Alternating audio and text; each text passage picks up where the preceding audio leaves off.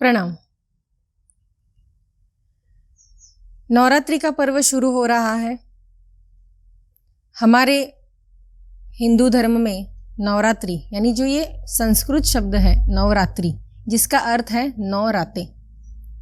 तो इन 9 दिन में हम सभी महिलाएं नवरात्रि के दिन यानी ये 9 दिन हम माँ पार्वती की साधना करते हैं। आप सभी लोगों ने काफ़ी कथाएं सुनी होगी, कहानियां भी सुनी होगी माँ पार्वती की, कि उन्होंने कितने जन्म लिए हैं। हमारे भोलेनाथ जो महादेव हैं, उनको प्रसन्न करने के लिए उन्होंने कितने वर्षों तक तपश्चर्या की है। तो ये जो सारी तपश्चर्या उन्होंने की, इसके लिए उन्होंने काफ़ी जन्म लिए, काफ़ी स्वरूप, काफ़ी रूप धारण किए। तो ऐसे ये 9 रूप जो उन्होंने धारण किए, उनकी एक विशिष्ट साधना है जो हम नवरात्रि के ये 9 दिन करते हैं। ये नवरात्रि शुरू होती है अश्विन शुक्ल पक्ष प्रतिपदा से लेके नवमी तक। तो ये 9 दिन माँ पार्वती के जो भी रूप हैं, उनकी एक एक विशिष्ट साधना है जो काफ़ी कम लोग जानते हैं। काफ़ी महिलाओं को मैंने देखा है कि नवरात्रि आते ही वे अपने घर में माँ पार्वती की, माँ जगदम्बा की या फिर दुर्गा माँ की मूर्ति की स्थापना करते हैं और फिर उनकी पूजा में लग जाते हैं। कुछ लोग सप्तशती के पाठ करते हैं, कुछ लोग देवी के जो अलग अलग मंत्र हैं उनका अनुष्ठान भी करते हैं, कुछ लोग श्री सुक्तम का अनुष्ठान करते हैं। तो ऐसे काफ़ी महिलाएं, उन्हें जो अच्छा लगता है, जो पढ़ना उन्हें अच्छा लगता है, जो मंत्र उन्हें पसंद है, ऐसे सारी चीज़ों का वो ये 9 दिन आराधना करते हैं, पूजा करते हैं। लेकिन आज मैं जो आपको ये एपिसोड में बताने वाली हूँ कि 9 दिन जो 9 स्वरूप लिए हैं हमारी माँ पार्वती ने, उसकी क्या विशिष्ट साधना हमें करनी चाहिए जिससे हमारे घर में लाभ हो, हमारी साधना बढ़े और उनका आशीर्वाद हम पे बना रहे। तो ऐसे ही ये नवरात्रि के जो 9 स्वरूप है, जिसमें सर्वप्रथम स्थान है माँ पार्वती का स्वरूप है ऐसी शैलपुत्री, यानी जिन्हें माँ शैलपुत्री के नाम से जाना गया। शैलपुत्री जिसका अर्थ है शैल्य यानी पर्वत और पुत्री यानी बेटी। तो पर्वतराज हिमालय के घर में जब माँ पार्वती ने जन्म लिया तो उनका वो स्वरूप शैलपुत्री के नाम से जाना गया। वो जन्म में भी वे महादेव को प्रसन्न करने के लिए उन्होंने काफ़ी तपश्चर्याएं की है। अगर आप उनका स्वरूप देखेंगे तो वे काफ़ी दयालु है दिखने में। वृषभ उनकी सवारी है, यानी बैल पे वे सवारी करते हैं। उनके एक हाथ में त्रिशूल है, दाएं हाथ में त्रिशूल है और बाएं हाथ में उन्होंने कमल धारण किया हुआ है। तो ऐसा काफ़ी सुंदर स्वरूप माँ शैलपुत्री का है। उनकी साधना अगर आप करते हैं तो आपको काफ़ी शांति प्राप्त होती है और आप हमेशा निरोगी रहते हैं, मानसिक तौर पे और शारीरिक तौर पे। यानी अगर आपके घर में कोई रोगी है या आपको कुछ तकलीफ हो रही है शारीरिक, तो अगर आप नवरात्रि के पहले दिन शैलपुत्री माँ की साधना करते हैं तो आप निरोगी हो सकते हैं। इसका महत्व है। तो हमें इसकी साधना कैसे करनी है? तो अगर आपके पास माँ शैलपुत्री की तस्वीर है, प्रतिमा है, तो उसकी आप घर में पूजा कर सकते हैं। अगर नहीं है तो माँ पार्वती या फिर जगदम्बा या फिर दुर्गा का अगर आपके पास फोटो है या प्रतिमा है तो उसकी भी आप पूजा कर सकते हैं। इस दिन यानी ये जो साधना मैं आपको बोल रही हूँ वो ये एक ही दिन की साधना है। पहले दिन हमें माँ देवी शैलपुत्री की साधना करनी है, तो उसके लिए हमें लगने वाले हैं श्वेत वस्त्र, क्योंकि वो साधना करते समय आपको सफ़ेद कपड़ों का परिधान करना ज़रूरी है। क्योंकि अगर हम जो ये साधना कर रहे हैं वो विशिष्ट साधना, हमें कुछ नियम को संभाल के ही साधना करनी है ताकि हमें जो मनोवांछित हमारी कामनाएं हैं वो जल्दी से जल्दी पूर्ण होती है। तो सफ़ेद रंग के कपड़े आपको परिधान करने हैं। उस दिन आप प्रतिमा का अगर स्थापना करते हैं तो उसके नीचे भी आप श्वेत वस्त्र डालिए, फिर उसकी पूजा कीजिए। पूजा में हमें लगने वाला है चंदन, अष्टगंध या फिर कुमकुम। और इसके साथ जो हम भोग लगाते हैं, जब हम देवी की साधना करेंगे तो उसमें भोग जो हम लगाने वाले हैं वो पंचामृत का भोग लगाने वाले हैं। यानी फिर उसमें दूध, दही, मध, घी, ये सारे जो 5 चीज़ें हैं उसका हम मिश्रण करके पंचामृत बनाते हैं, तो उसका आप भोग लगा सकते हैं।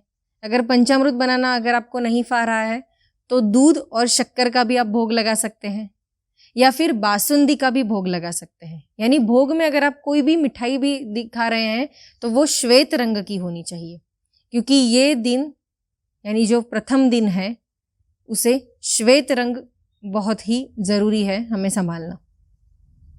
दूसरा एक है कि अगर आप इसकी जो साधना करेंगे यानी उसके लिए हमें लगने वाला है मंत्र, तो आप कौन सा मंत्र लेंगे?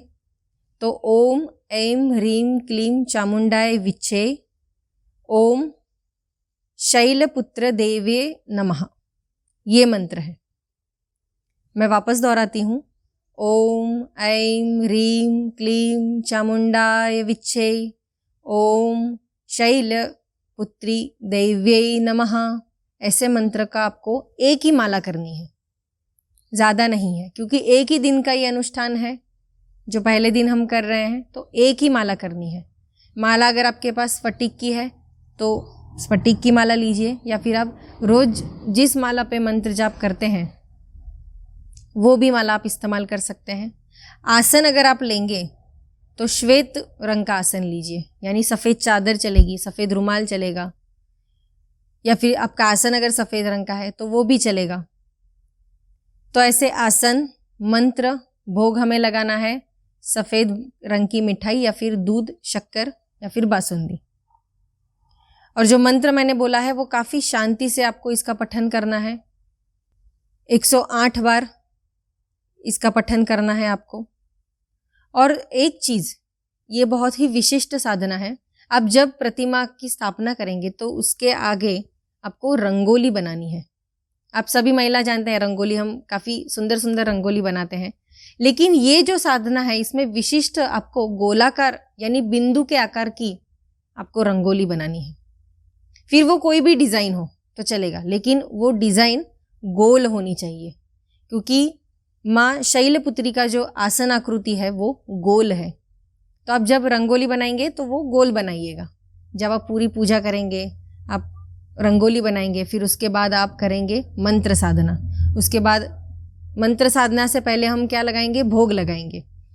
जब मंत्र साधना पूर्ण हो जाएगी तो आप जो भी भोग में लगाया है वो आप खुद प्राशन कीजिए, उसे पूरे परिवार में नहीं बांटना है, क्योंकि ये विशिष्ट अनुष्ठान जो है वो आप खुद के लिए कर रहे हैं। आपके परिवार के लिए तो हम कर ही रहे हैं, लेकिन ये जो भोग है वो सिर्फ आपको ही प्राशन करना है, उसको किसी और के साथ बांटना नहीं है। तो आपको पता चल गया कि ये साधना कैसे करनी है। ये पहले दिन की साधना है। तो जब हम पूजा करते हैं तो पूजा में जैसे मैंने कहा कुमकुम, चंदन, अष्टगंध का इस्तेमाल कर सकते हैं, या जो फिर सफ़ेद गंध मिलता है उसका भी आप इस्तेमाल कर सकते हैं। अगर आपको आपके आसपास कहीं सोन चंपा या फिर सेवंती के फूल मिलते हैं तो ये जो 2 पुष्प मैंने आपको बताए हैं, सोन चंपा और सेवंती, ये माँ शैलपुत्री को अति प्रिय है। तो आप अगर उसको चढ़ाते हैं तो ज़्यादा आप पे कृपा दृष्टि बनी रहेगी। तो अभी आपको पता चल गया है कि प्रथम दिन यानी पहले दिन हमें माँ देवी शैलपुत्री की साधना कैसे करनी है। तो शाम के 7 बजे के बाद आप ये साधना कर सकते हैं, क्योंकि ऐसा माना जाता है कि नवरात्रि के 9 दिन ये जो 9 स्वरूप हैं तो माँ पार्वती खेल खेलते हैं, तो वे शाम के समय खेल खेलते हैं। अगर आप गुजरात की तरफ जाएंगे तो गुजरात की तरफ गरबा खेलते हैं, तो गरबा भी हम शाम के समय ही खेलते हैं, क्योंकि हम लोग ऐसा सोचते हैं कि माँ दुर्गा खुद गरबा खेलने के लिए हमारे साथ आती हैं। तो शाम का समय काफ़ी उपयुक्त है, शाम को ही हमें ये साधना करनी है। 9 के 9 दिन हम जो भी साधना बोलने वाले हैं वो 7 बजे के बाद ही आपको करना है। तो अभी आपको पता चल गया है कि पहले दिन कैसे करनी है साधना, तो आप ये ज़रूर शुरू कीजिएगा। और 9 दिन जो 9 स्वरूप मैंने बताए हैं उसकी साधना कैसे करते हैं वो करने के बाद आप खुद महसूस करेंगे कि ये नवरात्रि का पर्व कितना प्रभावी रहा है आपके लिए और कितना मन शांति आपको मिली है। तो अगले एपिसोड में हम मिलने वाले हैं दूसरा स्वरूप जो है माँ पार्वती का, उसकी साधना कैसे करते हैं, उसमें कौन से आसन लेना है, कैसे भोग लगाना है, ये सारी चीज़ों के बारे में आप वो अगले एपिसोड में जानने वाले हैं। तो आज इस एपिसोड से अगले 9 दिन हर एक नया एपिसोड आप देखने वाले हैं, जिसमें मैं आपको नवरात्रि के 9 स्वरूप जो माँ पार्वती के हैं उसकी विविध विशिष्टता साधना आपको मैं कहने वाली हूँ। तो आप ये सारे वीडियो ज़रूर देखिए और ज़रूर ऐसी साधना आप अपने घर में कीजिए। तब तक अगले एपिसोड का इंतज़ार कीजिए। हमारे इस चैनल को सब्सक्राइब कीजिए, वीडियो को ज़्यादा से ज़्यादा लाइक और शेयर भी कीजिए। और कुछ पूछना चाहते हैं तो कमेंट बॉक्स में लिख ही सकते हैं। धन्यवाद।